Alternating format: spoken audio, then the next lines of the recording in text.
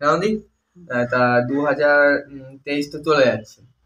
হ্যাঁ, এবার তো সবাইকে একটু মানে কি বলতে চাও এটা নিয়ে? সবাইকে বলবো তো ভালো মানে বছরের শেষ দিন উপলক্ষে কি বলতে চাও?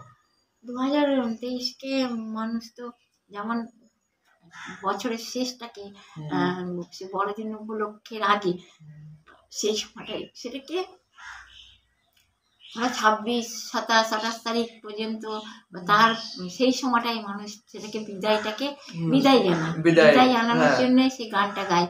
তারপরে 31 মানে যাতে নতুন বছরটাকে ওয়েলকাম জানিয়ে পুরোনোটাকে বিদায় করতে পারে নাকি। তোমার গিয়ে কোনো তোমার কি যেগুলো আর কি ধর্মীয় গান শেখায় সেখানে জয়েন্ট হয়েছি, আর না কোনো হিন্দি গানে, তাহলে আমি কি করে শিখবোটা কি করে? শিখতে হবে তো। তুমি একটা গান গাইবে, সেটা তুমি না শিখে কি করে গানটা গাইবে? ও আচ্ছা, ঠিক আছে, মানে এটাই জানার ছিল আর কি। সেটা হচ্ছে কথা।